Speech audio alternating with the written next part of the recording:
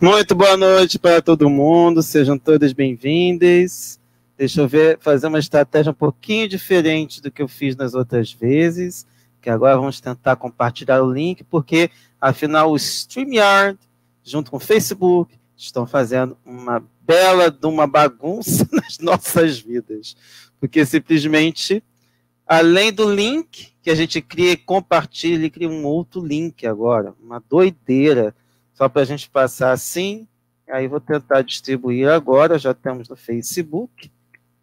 Vou tentar agora ir para colocar um link direto para ver se realmente o negócio funciona. Aí é ótimo, porque eu estou usando um programa, o negócio aparece com outra letra. Assim. Aí a gente erra, e aí a gente continua, e vamos ver se assim funciona. Mesmo assim, não sei se vai dar tão certo, mas a gente tenta. Bom, bem-vindas todas, vamos lá começar a nossa trajetória aqui no Facebook, trazendo um pouco das novidades e um pouco dos nossos pontos de vista. Já começando trazendo um ponto muito importante, que é a questão da fábula do bode na sala. Porque, afinal, por que eu coloquei aquilo? Tem muito a ver com aquilo que a gente vai conversar hoje, mas é importante que a gente faça uma leitura para entender o que quer dizer esse bode na sala. Muita gente conhece, muita gente não conhece, mas é importante que a gente coloque. Conta a parábola que um homem estava enfrentando muitos problemas em casa e que o ambiente por lá estava insuportável. Todos ali tinham algum motivo para reclamar. Ele queria mais tranquilidade, sua mulher queria mais limpeza, organização, seus filhos queriam mais atenção e por aí vai. Ao levar suas reclamações para um amigo sábio, esse homem recebeu um conselho bastante estranho. Encontre um bode não muito pequeno, o amarre no centro da sua sala de estar. E aí, pensem bem na confusão. Como já havia feito de tudo para contornar as reclamações de sua esposa e de seus filhos e nada havia dado resultado, o homem conseguiu tal bode e o prendeu no centro da sala para espanto de todos. Explicou que seria para resolver os problemas da família. Sua mulher acabou concordando. Sua sala era um tanto pequena e a presença do bode por lá começou a causar algumas dificuldades, a começar pela falta de espaço. Logo que chegou, o bode esbarrou em alguns imóveis, quebrou vários objetos de decoração que estavam por lá. Também não demorou muito para que ele começasse a sujar a sala, porque afinal fazia as necessidades ali mesmo. Não bastasse isso, o pobre bode exalava um cheiro não muito bom, deixando aquele ambiente um pouco agradável, ou muito pouco agradável. Após uma semana da presença do bode, todos estavam odiando sua presença na casa. O homem decidiu então voltar a falar com seu amigo sábio, imaginando que havia perdido alguma parte da explicação, pois aquilo que deveria resolver os problemas da família estava causando ainda mais desconforto. Mal explicou a situação e o sábio disse: retire o bode da sala, limpe o lugar e arrume tudo. Mais uma vez, sem entender nada, imaginando que havia perdido mais uma oportunidade de resolver os problemas da família, voltou para casa, desamarrou o bode, organizou e limpou tudo. Quando chegaram à casa, sua mulher e seus filhos pareciam não acreditar no que viam. Todos vibraram ao saber que não teriam mais que conviver com o balde mal cheiroso e passaram a curtir a tranquilidade e o conforto da casa com enorme prazer. Ninguém mais tinha do que reclamar. Nada parecia maior do que a lembrança dos problemas causados pelo bode. A harmonia voltou a reinar naquela família, ou passou a reinar a partir de então, já que pai, todo mundo reclamava, né? O que é a grande questão que fica? Diante de um problema e da impossibilidade de resolvê-lo, frequentemente a opção é arrumar um problema maior para causar ainda mais mal-estar e depois eliminá-lo. de modo que todos fiquem felizes pela eliminação do problema maior, criado artificialmente. Se esquece do problema menor, que sequer chegou a ser resolvido. Então, o que a gente está falando aqui é que essa situação que ocorreu essa semana, envolvendo a pessoa que nos desgoverna, tem muito a ver com essa situação do bode na sala. E, infelizmente, é algo que virou uma espécie de mecanismo relativamente comum, não somente com ele, mas também com outros governantes. Por isso, coloquei, que susto, Bolsonaro recuou de novo. Esse é um grande problema que a gente precisa analisar com bastante calma. Ele, primeiramente, colocou um decreto, justamente na Semana do Servidor Público, e num momento em que, mais do que nunca, a gente precisa do serviço público, especialmente da área de saúde, no meio da pandemia do Covid-19, para que abria caminho para privatizar as unidades básicas de saúde. Quem não precisa utilizá-las não ia sofrer nada, mas para quem precisa dessas unidades básicas é algo realmente preocupante e assustador. E aí, por conta, sobre que 98% das reações no Twitter foram negativas. Fico pensando nos 2% positivos, né? Quem será que deve ter colaborado com isso, além dos robôs? E aí, ele simplesmente voltou atrás. O Alberto Carlos Almeida, que é um grande cientista político, trouxe o seguinte: toda vez que o governo Bolsonaro ultrapassa os limites do razoável, a decisão é revertida. Seja porque ele mesmo recua em função da pressão social, como foi o caso do SUS, seja porque as instituições que representam a sociedade acabaram por derrotar. Eu penso que a que a gente colocou foi o famoso bode na sala. Por isso que coloquei esse tema como foco para a propaganda do programa, a arte, né, que, inclusive eu achei até as artes meio engraçadinhas e tal, mas de qualquer forma a questão eu creio que seja um pouco mais preocupante do que simplesmente aquilo que foi passado para todo mundo como uma coisa assim, recuou porque não deu ibope. Não. A gente sempre tem que pensar que, vindo de políticos como ele, e assim como acontecia com o desgoverno Temer, nós estamos lidando com pessoas que usam muito a estratégia do bode da sala. Ou seja, coloca um bicho muito pesado para ver algo, digamos, menos pior, mas tão nocivo quanto seria essa situação de privatização de unidade básica de saúde. Não falando, não é de hospital, gente. É de postinho de saúde lá nos cafundós do Judas, onde tem alguns lugares até que deve ter assim, um atendimento por dia, mas às vezes é a única unidade de saúde na região toda. É algo realmente muito preocupante que estava sendo aberto a partir desse decreto. E qual é o grande problema, puxando por esse lado, da questão da privatização? Eu, infelizmente, vou deixar para vocês que assim, eu não me lembro qual foi a pessoa que falou, mas ela falou uma coisa muito certa. Primeiramente, privatização é falta de competência para administrar o setor, primeiramente. Não podemos nos esquecer disso. Quando alguém resolve privatizar algo, ela não sabe administrar. E aí pinta isso como uma grande solução. E o resultado, a gente vê por aí. Já vamos falar sobre isso. Que é a segunda parte da nossa resposta. Opa, vamos ver aqui. Bem-vinda, Sandra Silva, Stop Bolsonaro Mundial. É isso aí, vamos lá. Mantendo essa campanha. Voltando aqui para o nosso, gratidão pela participação e se puder curtir, compartilhar para a gente poder conversar e fique à vontade também para trazer outras contribuições quando estivermos aqui online. E aí, voltando para o assunto que a gente estava tratando aqui.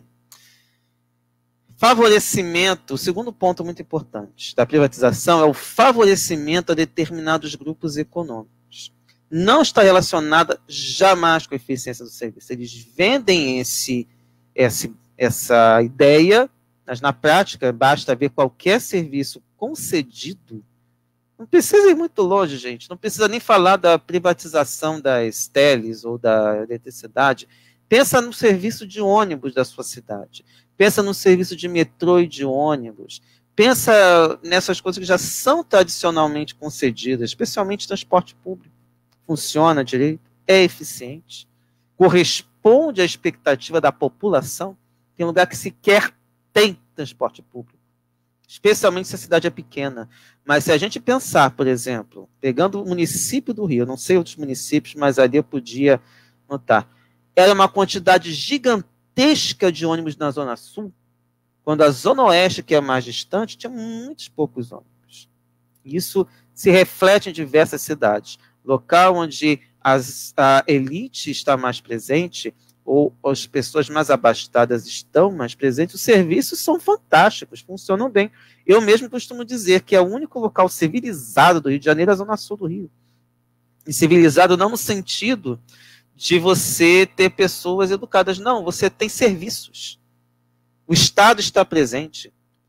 Eu não posso me esquecer uma situação, quando eu estava na Zona Sul uma vez, houve uma queda de energia no primeiro intervalo da Globo, quando depois que voltou, já tinha o repórter da Globo questionando por que faltou luz. Enquanto quando eu morei num determinado local da Baixada Fluminense, eu passei 72 horas sem energia. E ninguém, não tinha TV, não tinha nada. Era como se não existisse. E aí pega-se o outro ponto. Os serviços de comunicação social também são concedidos. São serviços públicos. Eles têm que prestar serviço para todos nós. No entanto, o que prestam? Exatamente para o contrário. Servem a grupos econômicos, especialmente bancos, que patrocinam essas emissoras. Então, são essas questões que a gente precisa analisar para que os serviços realmente sejam para a população. O Estado não serve para a população, está servindo para determinados grupos, especialmente grupos econômicos. E nunca é pensando exatamente em empregos, porque a rigor, que empregos realmente, digamos assim, abundaram depois das privatizações? Quando muito, um emprego muito precário. Quando muito também situações em que nem sempre ficavam de maneiras adequadas para os trabalhadores. E também acabou trazendo outros problemas. Agora, pegando os serviços que foram privatizados depois dos anos 90, o setor elétrico melhorou? Já falei aqui desses exemplos. Na telefonia, nós temos preços altíssimos e um serviço péssimo. Haja vista que há lugares, inclusive eu coloco em 2 lugares onde eu trabalho, onde sequer tem um sinal de celular. E lá se vão 20 anos de privatização. Aí vai dizer, tudo bem, não chegou? Não tem cliente? Cliente tem. Porque tem gente morando.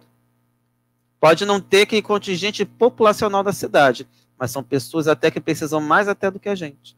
Porque eles moram até mais distantes, numa situação pior. E diga-se de passagem que o transporte público também é péssimo também nesse atendimento. Uma coisa que pouca gente pode imaginar. Você imagina que o ônibus passa às 6, depois às 7, depois às 10. E se o ônibus das 7 não passar, você tem que esperar o ônibus das 10 da manhã. Outra situação, um outro lugar, que outro lugar também, que eu já vivenciei, realmente é uma coisa absurda. Só tem 2 ônibus para atender. Umas 6 da manhã e outras 3 da tarde. O mesmo ônibus que vai, volta. E sinta-se feliz, porque numa outra cidade que é turística, só vai um ônibus de manhã às 7 e esse mesmo ônibus volta às 6h30. Essa é a realidade de quem não mora numa cidade grande e que tem esse tipo de serviço geralmente monopolizado. Isso é uma outra maravilha da privatização. Você geralmente tem esse monopólio que é absolutamente nocivo para as pessoas. No meio disso, dando um pouco de assunto, mas sem sair da questão do SUS, você tem um médico que deu atestado para um deputado para ele ficar sem máscara no aeroporto. Gente, que uso de autoridade é esse? Que responsabilidade esse médico tem? É um momento que a gente precisa analisar, até mesmo se a pessoa que escolheu essa carreira de medicina, o que é isso? Qual o objetivo? Para quê? Por quê? Por mais que seja negacionista, eu me pergunto em que se baseou, estou até agora tentando saber, ninguém soube me explicar em que se baseou para a pessoa ter, dizer que não pode usar máscara. Mais ou menos esse é o teor se baseando numa lei, que não pode usar máscara. E a pessoa é médica. Enquanto isso, quem sofre cerceamento do Conselho de Medicina é o Alexandre Padilha, que teceu uma crítica, e como parlamentar está sendo processado.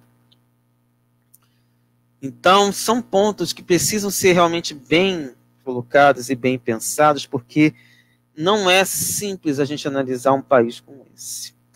Mas, continuando agora, passando para um outro ponto dentro desse grupo, chama a atenção para um outro ponto que o Roberto Carlos Almeida pegou, essa questão do SUS e tudo mais, que é o seguinte, ele fala uma coisa muito importante. Temos um presidente que não se preocupa com as grandes questões nacionais, como reforma tributária, administrativa e geração de empregos. Ele tem um perfil de malandrão do bar, palavras do Alberto Carlos de Almeida, que passa o dia inteiro falando platitude e jogando conversa fora. Vamos pensar bem, não é isso que o pessoal gosta? É o circo. Então, de certa forma, para o grupo para quem ele governa, ele é extremamente popular por isso. De certa forma, as pessoas tentam comparar com o Lula, mas o Lula falava para as pessoas, trazendo as informações que a pessoa precisava. Então, realmente, não tem como comparar o Bolsonaro com o Lula, inclusive nesse sentido. Porque realmente é um ponto de completa divergência. Ainda tem outras questões também muito delicadas e que geralmente passa despercebida porque a mídia corporativa não coloca o dedo na ferida. Vamos pegar mais um exemplo que ocorreu essa semana. Ele simplesmente foi para o Maranhão, diga-se de passagem, aqui quem foi para o Maranhão também, eu não sei. E, ao tomar o Guaraná, que tem a embalagem rosa, dizia que virou homossexual. E detalhe, dizia que virou homossexual como todo maranhense, dá por cima. No geral, para que ele faz isso? Gente, a gente nunca pode pensar que isso não é de caso pensado. É de caso pensado. Mas para que ele faz isso? Exatamente porque, desde o dia, todo mundo fala de quê? Da homofobia. O que ele faz com isso? Ele pauta a imprensa, pauta a gente. Esse é que é o grande problema. É preciso fazer o contrário. Essas coisas que o Roberto Carlos Almeida falou é que precisam ser colocadas para ele. Só que já foi criado não somente um circuito no Planalto para protegê-lo desse tipo de abordagem, como também a própria mídia não chega nem perto dos ministros para fazer esse tipo de cobrança. Não somente dessas reformas que só vêm trazendo problemas para a população, como a geração de empregos, a questão da saúde. Ninguém mais cobra isso. Normalizamos a pandemia. Não cobramos a autoridade como ela deve ser colocada. Por isso que, infelizmente, parece uma coisa assim, sempre batendo na mesma tecla. Estudem sempre aquele texto, os superiores e os inferiores do Evangelho segundo o Espiritismo. Ali tem toda a orientação e toda a responsabilidade que toda pessoa que assume autoridade deve ter. Em vez de ficar dando Brasil, coração do mundo, pátria do Evangelho, mostra somente esse texto, não precisa colocar mais nada. Sabe? Esse deveria ser, talvez, a melhor situação. Essa deveria ser. Destaca aqueles trechos. Eu fiz o primeiro ou segundo programa, fala sobre isso. Então, qual é a grande questão que a gente precisa fazer? Primeiramente, é tentar pautar. A gente tem que jogar de outra forma. A gente precisa mudar essa coisa de ser pautado pelas bizarrices dele. Que ele é bizarro, ele vai falar aquelas coisas e ele é maquiavélico nesse sentido. Ele sabe usar as estratégias de mídia, sabe que toda vez que alguém vai falar alguma coisa, quem vai falar alguma coisa vai virar esse tipo de campanha. Ela falou besteira, tá? Não é passar em branco. Não é deixar passar em branco. A gente precisa também falar, ele é homofóbico, mas é preciso colocar outras coisas também. A gente precisa chamar atenção para aquilo que deveria ser o papel do governo federal. Vamos voltar alguns anos. Quando eram os governos do PT, a mídia pautava o governo. Eu me lembro, tinha um problema de transporte, falava de buraco, lá vinha o PT com o PAC. Às vezes é um programa que até estava sendo gestado, mas acabava adiantando alguma coisa que estava sendo feita lá. Como é um bando de pessoas que simplesmente, desculpe, posso falar, é um bando de incompetentes, então a mídia tenta cortar por fora para tentar ver se consegue algum. Daí que você tem essas questões muito mal resolvidas e que não vão ser resolvidas enquanto não tiver uma atitude, não só da oposição. A mídia está aí para cobrar, mas da nossa parte, eu não sei se seria interessante fazer campanhas pelas redes sociais, cobrar mais empregos, mais alguma coisa, até atingir, cobrar do deputado que é da situação. E aí a gente vê as reações, por exemplo, quando foi abordado lá pelo um apoiador, e o arroz, baixa o preço do arroz, aí mandou comprar na Venezuela. Isso foi muito pouco explorado. Ninguém foi lá, por exemplo, perguntar quanto está o arroz na Venezuela. Seria até interessante saber isso, para a gente ter uma ideia e a gente tentar fazer uma corrida nos mercados, tentar entender, enfim. Essas coisas têm que ser perturbadas dia e noite, até sair alguma coisa. Vai ser uma bizarrice? Vai, mas não adianta ficar só na bizarrice. Tem que ser pauta, é o preço do arroz, é o preço disso, é o preço daquilo. Tem que perturbar, simplesmente passa por cima, porque quem tem dinheiro vai comprar arroz independentemente do preço. Mas para quem é mais pobre, nem macarrão tem. É um negócio realmente que precisa ser realmente colocado. Lembrando que não é só o preço do arroz que subiu. Essa falta de planejamento econômico. Vou colocar mais um ponto aqui para a gente trazer. Um outro ponto que a gente precisa falar sobre tudo isso é o seguinte. Esse tipo de comportamento do Bolsonaro é reflexo da falta de agenda para o país. É mais do que despreparo. É total ausência de planejamento e total irresponsabilidade. Além disso, ele pauta a mídia com essas mensagens, entre aspas, folclóricas, que são dele, e impede ações de direitos humanos, como, por exemplo, a proteção à população LGBTQI+, que foi impedida com um acordo junto da ONU, bem como a assinatura de um acordo internacional, que foi feito também, e eu não vi muita repercussão, para impedir no Brasil qualquer forma de aborto. E a gente sabe que há situações, podemos questionar muita coisa, mas há situações em que é necessário. Risco também alto de passarem, sem devido debate, as reformas tributária e administrativa, prejudicando ainda mais a população. E aí, podemos dizer que, nesse ponto, toda a mídia corporativa está fechada com Bolsonaro. Então, gente, o assunto é sério e devemos focar no que realmente interessa. Mas, infelizmente, nas redes, isso ainda não acontece. E, na prática, também não. Até porque está todo mundo focado na eleição municipal. Ela é importante? Com certeza. Afinal, nós teremos mudanças de governo em algumas cidades. Mas é importante que a gente também foque no que está por cima. Que, às vezes, pouco adianta você mudar de prefeito se também a situação nacional está realmente calamitosa. Vamos passar para o próximo ponto, que é a aliança Ciro e Lula. Todo mundo que eu acho que ficou sabendo, deixa eu ver quem mais tem aqui, Sandra Silva, gratidão, o povo está hipnotizado. Eu acho que o povo que está hipnotizado é o povo que a gente costuma chamar de gado. Eu vou dizer que todo mundo está hipnotizado, mas temos um grupo que realmente está hipnotizado.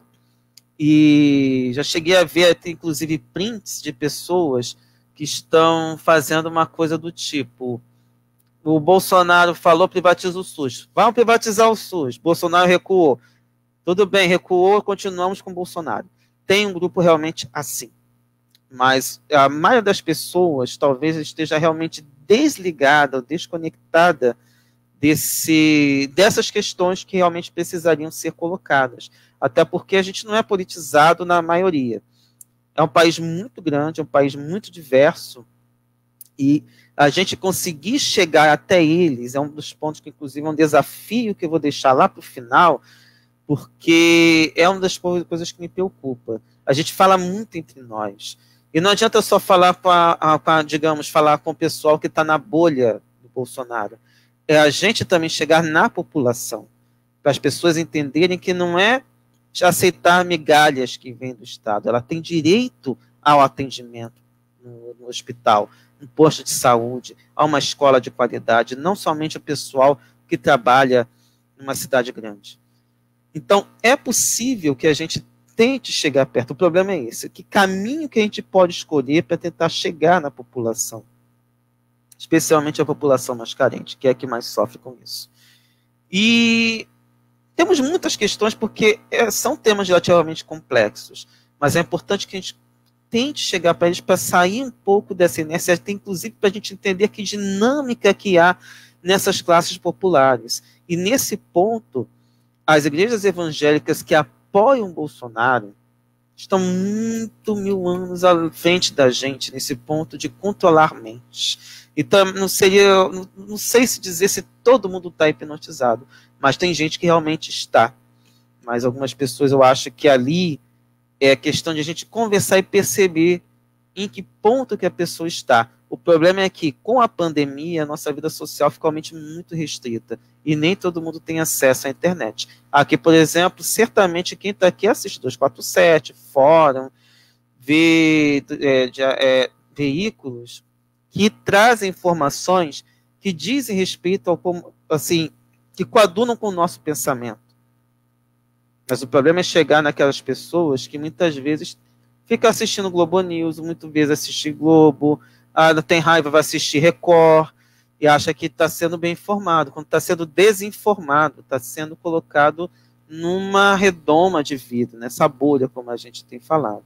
Então não é só sair da bolha, é tentar alcançar aqueles que sequer têm acesso a esse tipo de informação, e a gente tentar, a partir dali, estabelecer algum contato para a gente melhorar a comunicação e ver o que realmente a população quer, o que as pessoas realmente precisam. E a gente sabe que os problemas não são poucos. Então, voltando aqui para o assunto Ciro e Lula. A primeira coisa que me preocupou quando veio à tona é que nós estamos em 2020. E o que teríamos até 2022? Nós estamos atravessando uma situação bem delicada nessa eleição municipal e a gente ainda tem muito chão pela frente. Como o pessoal fala, muita água para rolar debaixo dessa ponte. E, curiosamente, a gente teve um dado interessante, que foi o João Santana, que talvez seja um dos maiores marqueteiros do mundo. A gente fala muito que ele foi o estrategista de campanha do Lula e da Dilma, especialmente na segunda campanha do Lula, nas 2 campanhas da Dilma, mas ele, em diversos países, conseguiu eleger presidentes da República. Não foi só aqui. Por isso que, inclusive, ele estava até fora do Brasil quando ele decidiu abandonar uma campanha, retornar para o Brasil para ser preso. E tem alguns comentários antes de a gente traçar uma linha de raciocínio aqui. Essa aliança foi divulgada essa semana numa nota do jornal Globo. Ela passa inocente, mas a gente sabe que a Globo não faz nada de inocente. Ela sabe muito bem manipular, porque ela sabe que o que ela coloca tem um poder de autoridade. Muito mal comparando. Divaldo Franco perante o meio espírita. A palavra dele tem um poder de lei sobre muitas pessoas. Então, tudo que a Globo divulga tem um poder de lei também sobre a maioria das pessoas. Mesmo aqueles que são contrários à Globo se conectam. A Globo falou. E o próprio imprensa de esquerda, que não tem muito recurso para estar em diversos lugares dos países do mundo, e aí a gente fica contando com informações que vêm, ou seja, se não tem agências de notícias tão confiáveis, então fica uma troca quase amadora. Por que eu digo quase amadora? Porque eu posso passar a informação à minha maneira. Então cada um acaba trazendo isso. E aí a gente fica naquela coisa parecendo que é um jornalismo que não é profissional. E na verdade a gente tenta aqui fazer uma análise puxando para a doutrina espírita, mas a gente tem que colocar as coisas como aparentemente como elas são, mas a gente sabe que o que a gente sempre tem acesso é uma parte da informação, a gente nunca tem acesso a tudo. Essa conversa que houve entre o Lula e o Ciro Gomes, por exemplo, foi o Renato Rovai que colocou, foi em setembro. Somente agora, no final de outubro que veio, ele comentou que já sabia. O que vai partir daí acontecer? A gente ainda não sabe.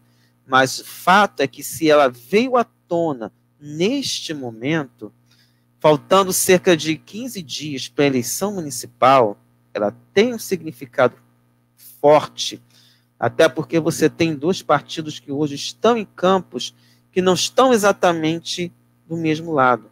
Nós temos candidatos que são adversários, outros até são adversários, mas evitam se atacar, mas em outros você tem já ataques de um lado a outro. E a gente sabe que, se nacionalmente eles concordam, às vezes, nesses locais mais distantes, você tem, às vezes, arqui-inimigos em partidos diferentes. Então, esse tipo de informação pode realmente causar estragos, em vez de causar uma melhoria de relações. E por que isso me chama muita atenção? Primeiramente, houve, segundo, até foi na fórum também que foi divulgado isso, 69% das reações a esse fato foram positivas. Só que vamos ver uma outra repercussão aqui que me chamou muita atenção. Também o Alberto Carlos Almeida. Ele disse que Ciro Gomes deve ter percebido o destino que tiveram aqueles que brigaram com Lula e o PT. E olha que o Ciro não falou pouca coisa. Ele colocou aqui Cristóvão Buarque, cadê ele? Heloísa Helena, cadê ela?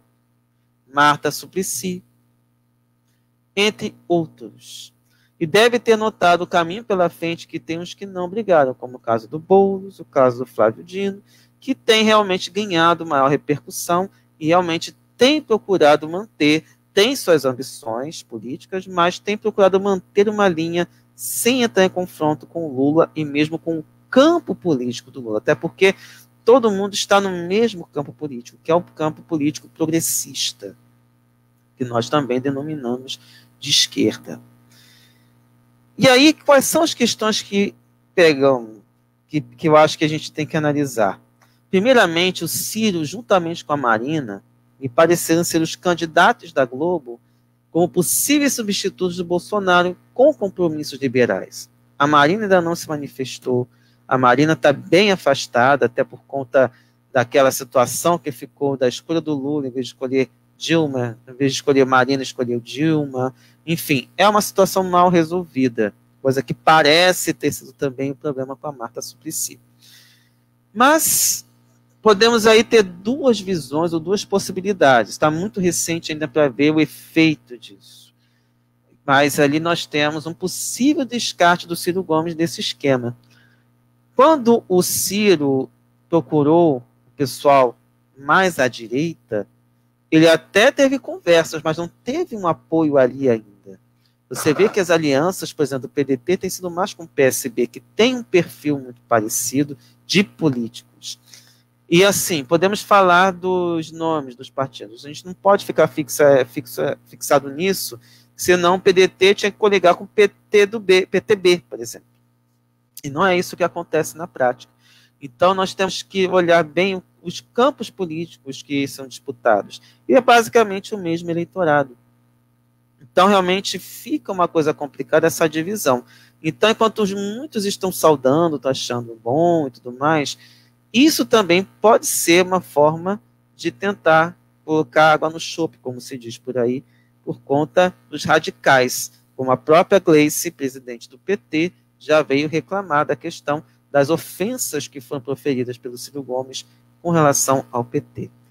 Então, essa estratégia da Globo de lançar de uma maneira até relativamente fria essa questão do encontro que aconteceu e que foi bastante promissor até o que ponto que pode ser colocado, pode ter sido uma forma, inclusive, de tentar afastar o Ciro do Lula.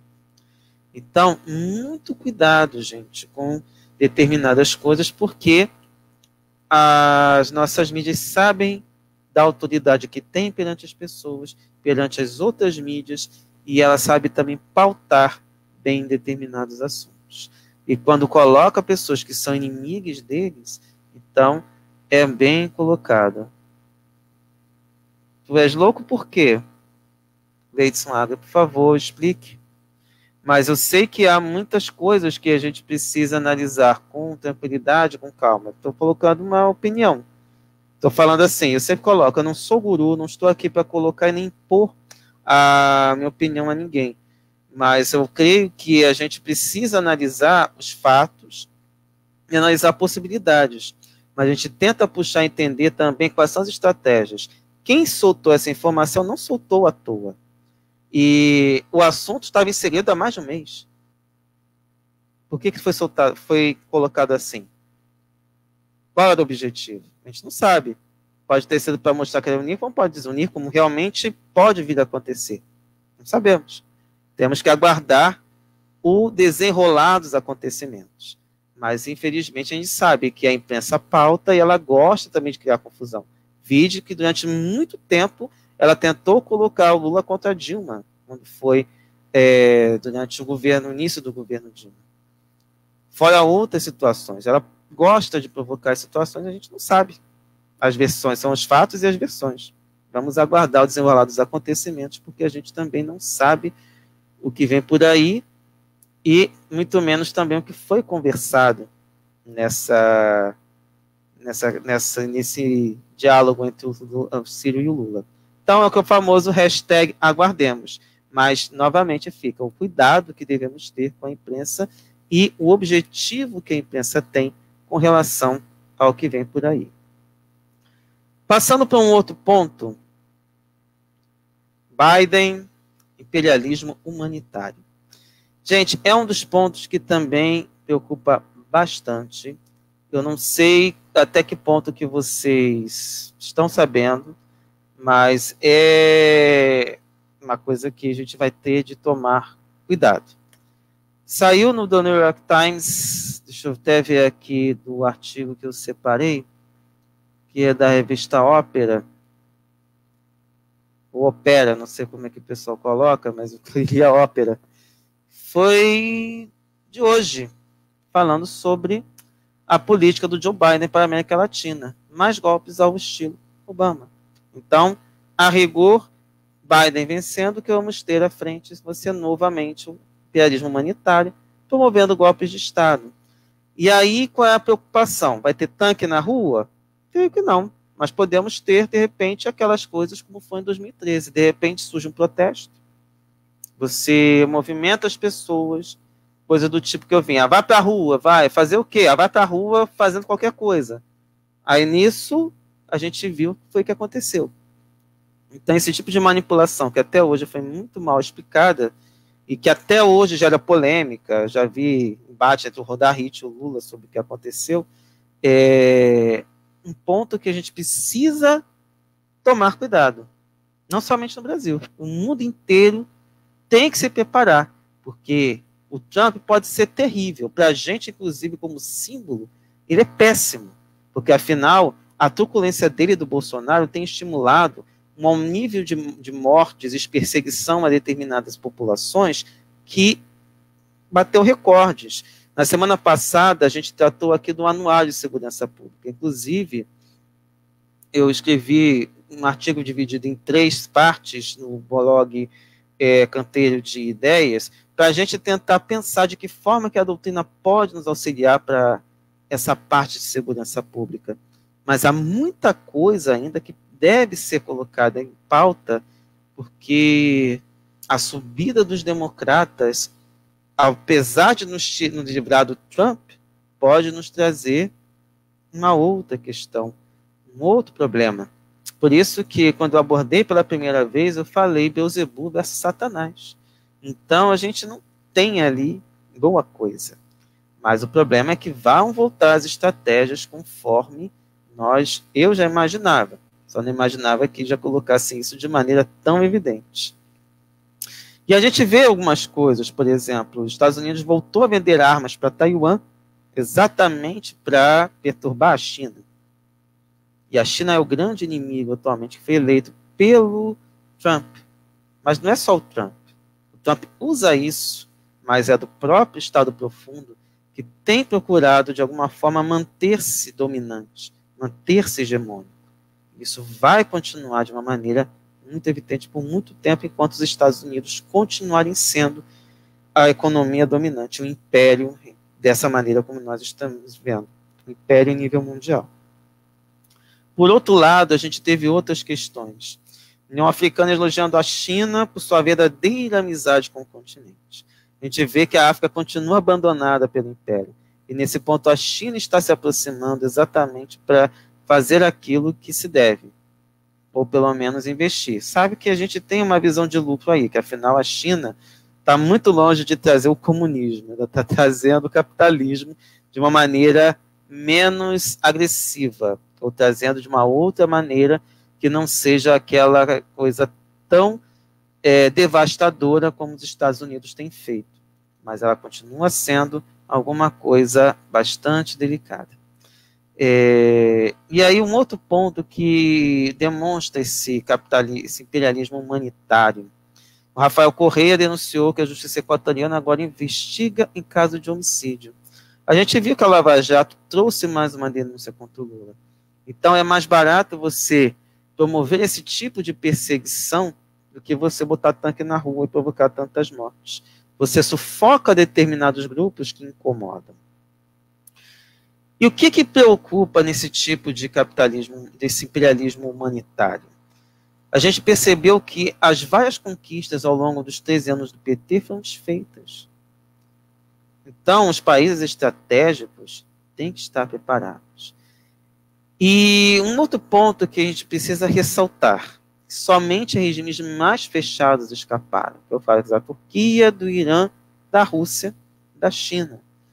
Temos outros também que passaram por dilemas, ainda passam por situações difíceis. A própria Venezuela está aqui do lado, que não deixa mentir.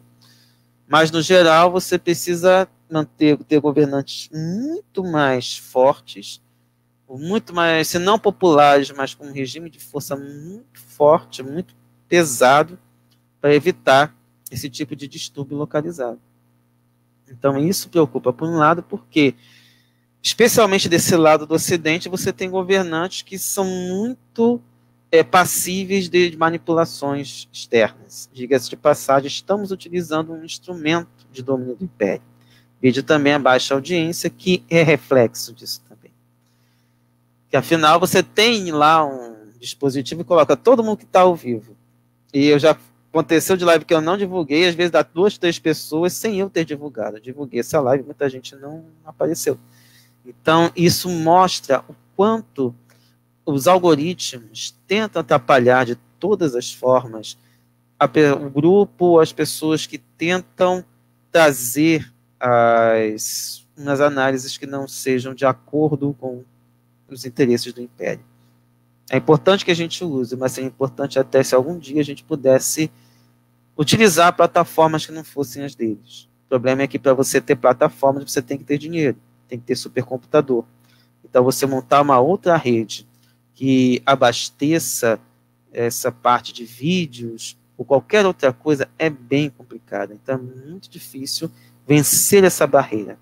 E quem venceu são justamente Rússia, China, que não adotam, não permitem que essas redes sociais fiquem tão populares, muito pelo contrário.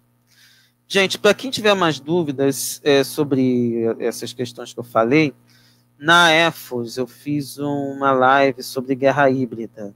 Talvez eu tente transformar depois em texto também, mas a princípio lá tem todas essas informações para a gente ver esse domínio que os Estados Unidos tentam manter sobre o mundo e que neste momento tem sido balançado por conta da própria situação econômica do mundo. O império está declinando, mas não quer dar o braço a torcer. Passando para um outro ponto, nova era para o Chile. Por um lado, nós estamos vendo uma tentativa de enterrar a Constituição do Pinochet, que é até anterior à nossa, que é dos anos 80. Cerca de 79% dos chilenos, acho que até mais do que isso, né, mas foi a última contagem oficial que eu vi, que houve para tentar bater essa tentativa de mudar a Constituição, que era um desejo dos chileno já há algum tempo. E outra informação que eu consegui captar, já que infelizmente de América Latina é bem difícil a gente ter informações tão precisas, é sobre a questão de movimentos sociais se articulando para fazer parte da nova Constituinte. Isso é importantíssimo. E se isso der certo, seria importantíssimo que também os nossos movimentos sociais se engajassem um pouco mais. Mas não adianta ficar se engajando apenas pelas redes ou tentando apenas nos grupos, é preciso ir à população. As pessoas precisam entender dessas questões, ou seja, quem realmente representa a população, quem realmente representa ali, vive no dia a dia e sabe que há maneiras de mudar, que o Estado tem que ir aonde as pessoas estão, onde estiver aqui no Brasil. E, a rigor, o que eu estou pensando aqui? Primeiramente, vocês têm ali uma possibilidade que ainda não foi concretizada. A gente comemorou um resultado de uma votação. Ainda não há ali especificamente uma nova Constituição. Certamente isso vai passar para uma votação muito grande. Deve dar polêmica muito grande. Vai ter uma nova Constituinte, precisa de uma assembleia específica para isso, que vai ser votada. É importante que eles se organizem para isso. Mas o que preocupa, o movimento das ruas tinha a intenção de derrubar o governo. Não derrubou.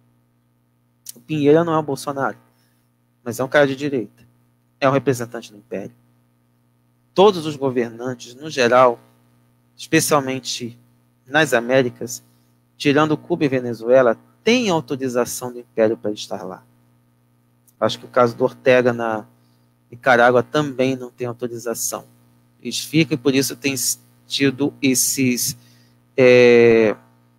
tentativas de você desestabilizar esses regimes até o presidente desistir. Até as lideranças desistirem. Cuba está aí há tantos anos e conseguiu se manter, mas a duras penas e continua se mantendo a duras penas e continua sofrendo toda forma de perseguição. E a gente vê que no Equador também, o movimento para as ruas não derrubou o Lenín Moreno, e outras pessoas também estão nas ruas, também não derrubaram governos. Isso preocupa. Já falei de uma outra vez. Antigamente o povo na rua derrubava. A gente vai ter que realmente pensar novas estratégias de mudar isso. E no caso do Brasil, a gente ainda tem um agravante, que as pessoas, a gente ainda vive sob mais resquícios da ditadura. E quando a gente vai superar isso? A gente precisa conscientizar as pessoas. Não é só a questão da lei da anistia, são as práticas políticas.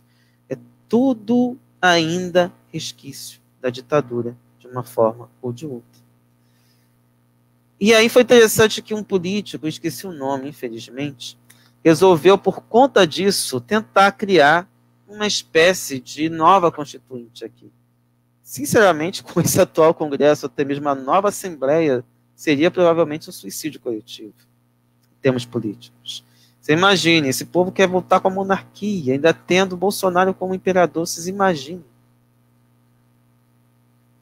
Eu posso estar aqui exagerando, mas é o que a gente lê nas entrelinhas. Quando você vê monarquistas defendendo determinadas posturas. Então, eles não assumem, mas é a impressão que dá. Se alguém disser que eu estou errado, pode colocar que eu estou errado sem nenhum problema. Mas é aquilo que a gente consegue perceber do tipo de informação que eles passam, que eles transmitem, o tipo de campanha que eles promovem. A ponto de você ter esses recursos, como a gente conversou aqui com a nossa querida Sandra, essa questão, o Bolsonaro recua, a pessoa recua também. E às vezes é exatamente admitido o contrário, quer dizer, não tem o menor sentido, é uma coisa realmente bastante preocupante, é uma hipnose mesmo, lavagem cerebral completa.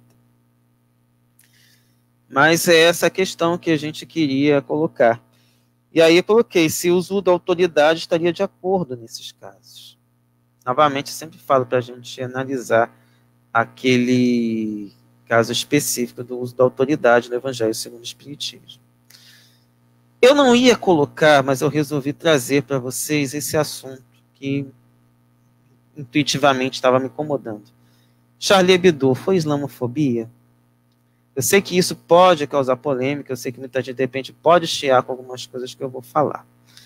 Mas eu acho que é interessante a gente analisar alguns pontos. E alguém pode até achar que eu vou ser conservador, mas eu acho que a gente precisa analisar do ponto de vista da doutrina espírita, daquilo que ela nos oferece. E aí, nos primeiros programas, eu falei muito sobre a questão da liberdade de consciência. Especialmente no caso do padre Júlio Lancelotti, que foi perseguido e tudo mais, foi ameaçado de morte. E isso vem de grupos de extrema-direita.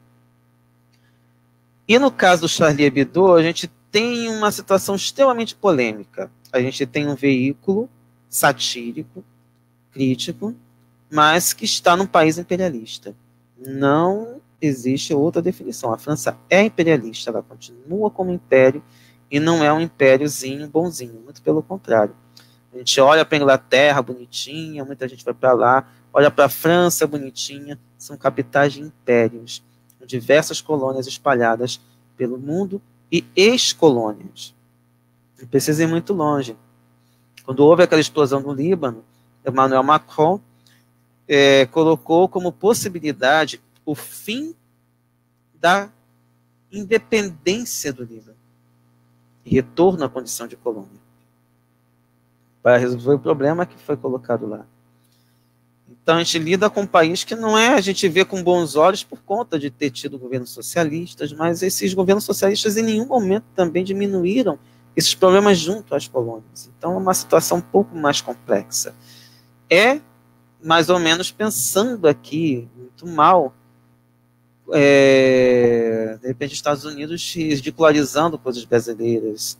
Enfim, é uma coisa que a gente precisa realmente ter um certo cuidado. Não é tão simples assim como simplesmente defender liberdade de expressão. Eu sou a favor da liberdade de expressão, mas a gente sabe que a liberdade aqui é um pouco complexa. Não é a liberdade de fazer tudo o que a gente quer. E aí entram duas frases que são muito importantes para a gente colocar. Primeiro, o amai-vos uns aos outros. Que aí a gente tira aquela consequência que está em Confúcio e que Kardec também trouxe do Evangelho segundo o Espiritismo. Fazer aos outros somente aquilo que gostaria que fizessem conosco. E nós temos aí um outro problema no humor que sai do Charlie Hebdo e vem para cá. O humor, no geral, precisa de uma vítima. Mas nem toda vítima reage bem. A gente vê aí, muita gente faz sátira política, mas se a gente for para programas, basicamente o negro, o gordo, o homossexual, travesti, todo mundo é vítima de uma piada. E as piadas continuam na boca do povo. Não é à toa que o Bolsonaro faz sucesso com um determinado grupo, porque, utilizando o senso comum, ele procura atingir uma pessoa, atingir um grupo, exatamente as chamadas minorias, especialmente em termos de minorias financeiras, já que negros são a maior parte da população brasileira. Mas o grande problema quando a gente olha para essas questões é entender, desculpa, eu estou tentando lembrar o nome de um documentário. Tem um documentário que trata sobre o humor e coloca o dedo na ferida sobre isso. E para a gente lembrar sobre um período bem delicado, quando você via ou ainda vê piadas sobre Dilma e a Lula, são muito mais grosseiras do que a gente vê, inclusive, com o próprio Bolsonaro, como foi com o Temer, Fernando Henrique, Collor, Sarney. Todas as piadas são muito mais leves. Há um certo respeito, há um certo decoro com essas figuras. Que não foi poupado de nenhuma forma, coisas mais abjetas foram utilizadas contra a Dilma e o Lula. Ainda continuam sendo. Então, quando a gente trata de humor, a gente entra numa seara que não é tão simples. E até onde eu consigo entender, esse veículo jornalístico era uma espécie de metralhadora giratória. Nós tivemos veículos aqui também de humor, ou programas de humor, que eram metralhadoras giratórias também. Mas a gente via que eles tinham um certo decoro com determinadas pessoas e com determinados grupos. Não era uma coisa pacífica, muito pelo contrário. é um humor que é extremamente grosseiro com determinados grupos e mantendo sempre determinadas coisas. Diga-se isso, a maneira como as pessoas trabalham com o funcionalismo público. Eu fiz também um artigo, está no meu Facebook, falando sobre a origem do funcionalismo público. Ela começou com o apadrinhamento. Praticamente tem menos de 40 anos que, digamos que houve uma certa moralização com a obrigatoriedade do concurso público. Antes não era assim. Isso para todo o serviço público. Mas ainda hoje passa a ideia de que a pessoa só vai lá para deixar o paletó e vai fazer qualquer coisa. Como você ainda tem pessoas que são, não digo apadrinhadas, mas são os assessores políticos, essas pessoas realmente são indicadas. Isso não significa que elas sejam vagabundas querendo ganhar dinheiro público. Mas é justamente nesse nicho que nós encontramos o problema da rachadinha. Mas, de qualquer forma, qual é a questão que está? A indicação. O concurso evita o problema da indicação. Ficaria apenas nas questões do cargo de chefia. Mas, no geral, se você consegue que os cargos de chefia, como, por exemplo, de gestão de escola e de posto de saúde, venham de pessoas que já são trabalhadores dali, você já tem uma melhor situação de moralização do serviço ali presente.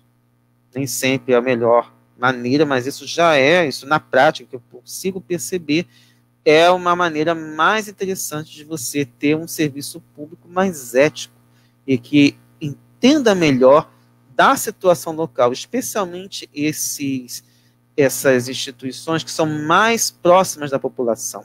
Escola pública e posto de saúde são as que estão mais próximas da população. É onde, às vezes, a pessoa vai procurar em primeiro lugar. Mesmo em delegacia de polícia. Mas esses dois setores são muito importantes porque geralmente é a única instituição pública que tem na localidade.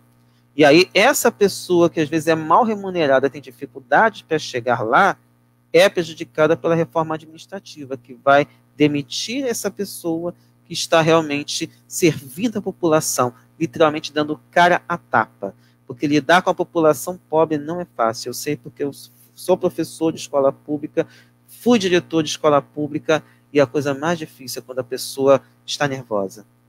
Podemos até botar lei, mas bota na cadeia um pobre, bota na cadeia uma pessoa que muitas vezes já está até sem emprego, está desesperada, a única coisa que tem aí para a escola e às vezes está ali querendo simplesmente, às vezes, resolver problemas e ir embora porque senão vai ser demitida. São pessoas que são vulneráveis. A gente tem que ter esse cuidado quando a gente lida com a população mais pobre.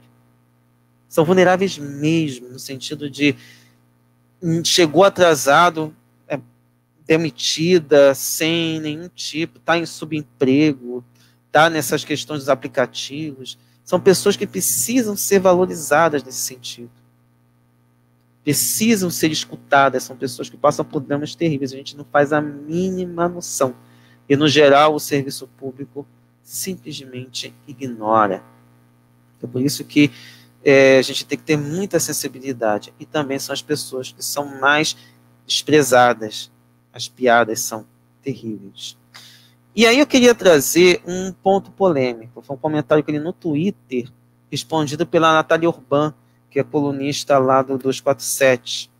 Estava em inglês. Mas, basicamente, o teor é o seguinte, que era uma pessoa muçulmana, se não me engano, falando sobre essa questão. Inclusive teve um comentário interessante aqui, 2 comentários antes de ler esse. Carlos Latuf falou que os assassinos em Nice são resultado da provocação do Charlie Hebdo.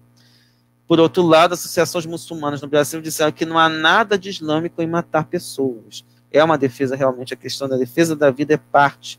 Eu estou começando a ler o Alcorão e estou realmente gostando muito da leitura desse texto, que é um dos, podemos dizer, quase que concorrente, se é que pode dizer assim, tem uma população de pessoas quase tão grande quanto o cristianismo no mundo, que tem por base como livro sagrado o Alcorão.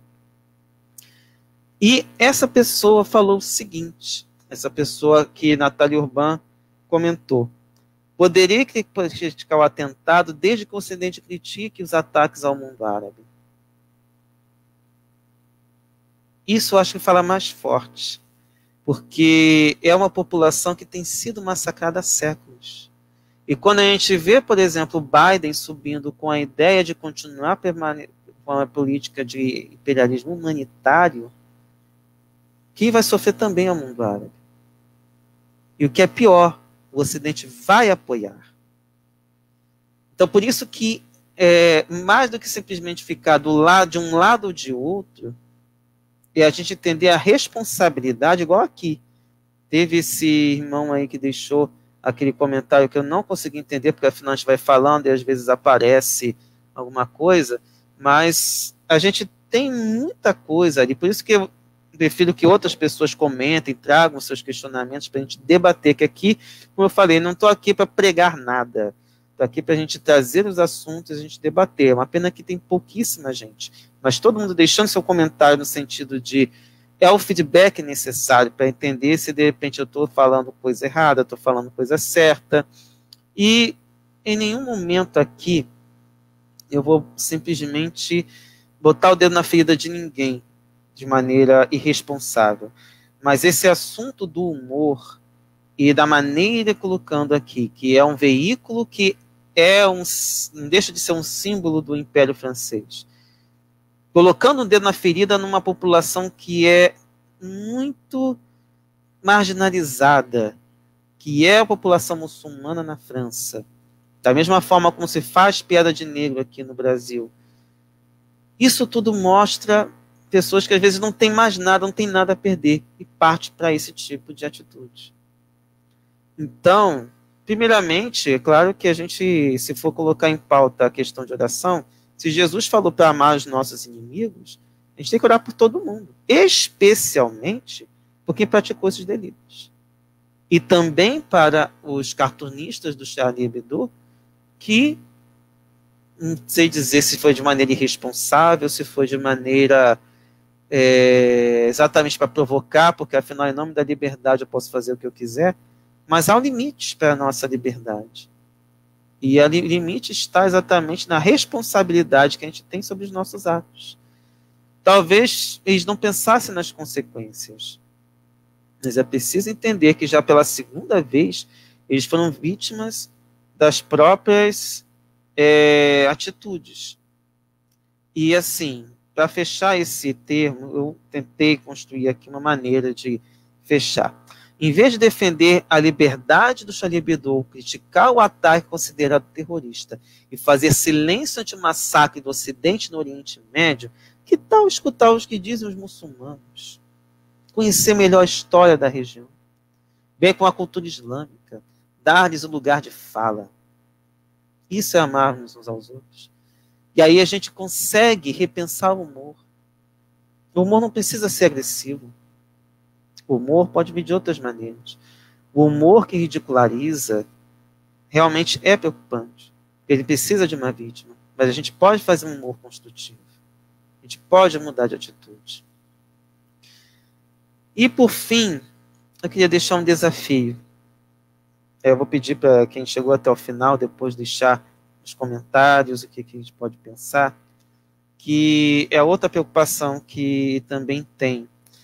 Como podemos nos aproximar das classes populares?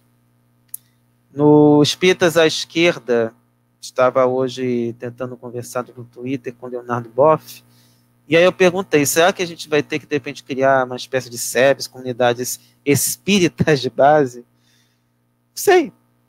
Mas o Breno Altman já colocou uma solução possível. E do lado de cada igreja católica na Itália, quando o Partido Comunista queria se aproximar da população, eles criaram o núcleo do Partido Comunista. E no caso das igrejas evangélicas, a gente tem, às vezes, duas lado a lado, que eram lojinhas, viraram igrejas evangélicas. Se você passa pela periferia, é isso que você encontra. E muitas vezes é o local onde muitas mulheres vão exatamente para não serem agredidas pelos maridos que chegam bêbados, ou não sofrerem violência sexual. É claro que aqui não é o objetivo, a princípio, da doutrina espírita converter ninguém, mas é importante que a gente tente aproximar com uma mensagem progressista, de alguma forma. Para a gente entender que é possível mudar essa situação. E não achar que é natural ser estuprada pelo marido. Que é natural estuprar uma criança, um menininho, porque ele é mais afeminado. Ou uma menina, porque simplesmente ela é ingênua e se deixa, porque afinal ela não entendeu que ela pode se preservar. Que é natural você matar negros, zombar de negros. Isso tudo precisa ser colocado em pauta. Ou pior, que é natural ficar aguardando o emprego aparecer, porque simplesmente o patrão não quer te dar dinheiro. Que é normal atrasar pagamento porque o patrão está querendo investir na bolsa de valores. Isso tudo não é natural. As riquezas estão aí para servir às pessoas e não para engordar os lucros de quem quer que seja. Então, antes de a gente prosseguir, antes de a gente encerrar, vou ver se eu consigo colocar aqui umas questões que eu acho que foram muito interessantes no que ele chamado humor inteligente, mas que faz a gente pensar. São memes que foram distribuídos por um perfil do Facebook, do Twitter. Deixa eu ver se eu consigo tirar aqui. Isso é fácil com a conjuntura atual. Deixa eu ver se eu consigo compartilhar aqui. Que ele tem um fundo de humor, mas eu penso que a gente tem muita coisa a aprender com eles. Vamos ver se aparece para vocês. Ah, ficou a última parte ali. Deixa eu ver se eu tirando aqui. Isso. Deixa eu ver se eu coloco para vocês para ficar melhor. Tabela da direita oprimida. Gente, eu achei fantástico quem colocou. Você, aliás, não era nem para começar por ali. Deixa eu voltar para lá, que na verdade é o final. Primeiro, você é homem. Quem te oprime? As mulheres. Como? Inventando o feminismo. É a linguagem do adversário. Mas eu achei interessante para a gente pensar que são justamente os argumentos que a gente escuta. Você é heterossexual. Quem te oprime? Os gays. Como? Com heterofobia. Você é branco. Quem te oprime? Os negros. Como? Fazem racismo reverso, chamando de palmito. Te juro que eu nunca vi ninguém chamar outro de palmito, mas enfim. Mas eu já escutei pessoas falando coisas absurdas e abjetas nesse sentido. Você é 1% que concentra metade da riqueza mundial. Quem te oprime? Os 99%. Como? Tendo inveja do seu sucesso. E a gente não pode esquecer o que leva a esse 1% ter essa riqueza toda concentrada. E a que custo? Você é patrão. Quem te oprime? Os direitos trabalhistas. Como? Impedem a volta da escravidão. Isso não precisa nem dizer, né, gente? Nem comentários. Você é banqueiro. Quem te oprime? Empregada doméstica. Como? Viajando no mesmo avião de quem faz escala em Fortaleza para Miami. Você é miliciano. Quem te oprime? A ativista de direitos humanos. Como? Impedindo que pessoas sejam expulsas de suas casas para que milicianos lavem dinheiro, construindo imóveis no lugar. Você é empregador doméstico. Quem te oprime? A babá. Como? Se negando a dormir no serviço e a trabalhar 24 horas por dia, os 7 dias da semana. Você é o tiozão do Zap. Quem te oprime? As adolescentes esclarecidas. Como? Vencendo discussões nos comentários do Facebook. E se a pessoa for lá ao La Vista, ela vai te xingar. É basicamente isso que eles fazem. Você é da Lava Jato. Quem te oprime? Estado Democrático de Direito. Como? Estabelecendo regras que obrigam as pessoas a respeitar as leis e a Constituição. Você é a família tradicional brasileira. Quem te oprime? Pablo Vittar e Jean Willis. Como? Indo longe demais. Eles só tem espaço deles, nada mais. Você é a madame de shopping. Quem te oprime? Telex Rolezinhos. Como? Marcando rolezinho no shopping mais bacana da cidade. Você é herdeiro. Quem te oprime? Cotistas. Como? Tirando notas mais altas. Você é headbanger conservador. Quem te oprime? Funkeiros. Como? Fazendo música do capeta. Você é padrão. Quem te oprime? Pessoas que aceitam o próprio corpo. Como? Entendendo que aparência e estilo não devem enquadrar pessoas numa escala hierárquica. Para fechar o primeiro lá. Você é PM. Quem te oprime? Os manifestantes. Como? Dando cabeçada no seu cacetete. Você é torturador. Quem te oprime? A justiça. Como? Quer te condenar só porque você arrancou umas unhazinhas. E na verdade foi muito mais que isso. Você é cristão. Ou, que se diz cristão, né? Quem te oprime? Ateus e não cristãos. Ou alguém que realmente seja cristão, pois afinal tenta imitar o exemplo de Jesus. Como? Disseminando a cristofobia. Em outro programa também falei sobre isso. Depois, quem quiser, depois vai lá. Tem um programa que eu falei sobre cristofobia e a gente entender que a gente teria muito mais motivo para não ser cristão do que ser cristão, mas mesmo assim a gente persiste aqui. Você é latifundiário. Quem te oprime? Os indígenas e os sem terra. Como? Fazem seus pistoleiros gastarem bala. Gente, o que vocês estão falando, o que eu estou mostrando para vocês, infelizmente, muitas pessoas pensam assim, tá?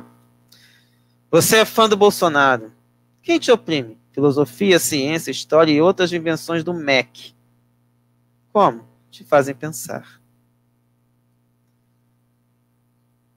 Então, com isso, a gente vai encerrando. Gastei um pouco do tempo aqui que eu achei que é importante trazer, porque, apesar de humorísticos, eles ajudam nessa reflexão necessária, porque a gente vive um período bastante delicado da nossa história, mas uma coisa é certa, isso não vai acabar sem esforço nosso. Então, por isso, vamos fechar com o meu famoso sextou ou sabadô, porque afinal falta pouco tempo para meia-noite. E aí lembrando do Sejus nas redes. Facebook, YouTube, Twitter, Instagram, TikTok e WhatsApp, que é onde nós temos mais desses nossos estudos, especialmente no Princípio era o Verbo, de Célia da Graça Ribas, que nós estamos estudando às terças-feiras. Mas todo dia nós temos uma dinâmica voltada para esse livro e também para as obras de Allan Kardec. E aí sempre pede para curtir, compartilhar, para a gente poder alcançar e tentar vencer a batalha dos algoritmos. Hoje foi legal que tivemos participações, aí de repente ainda mantenho semana que vem no Facebook, mas não é de hoje, que estou pensando em levar o programa para o YouTube. E lembrando dos nossos programas, segundas no Instagram às 20 horas, vem de Insta, que é o nosso talk show. Terças-feiras nós estamos às 8 horas fazendo a análise do livro No Princípio era o Verbo. Às quartas, no canal Paz e Bem, nós temos às 6 horas a Carla Pavão trazendo suas reflexões dentro do padrão do Paz e Bem. E às 6h30, as obras de Allan Kardec, nós estamos estudando atualmente o que é Espiritismo. Gratidão, Regina Celi Rocha, por esse período. Obrigado por tudo, por estar aqui presente conosco até tarde. E um beijo para vocês, para todo mundo. E semana que vem, dependendo do que tivermos, estaremos aqui novamente. Então, tchau, tchau.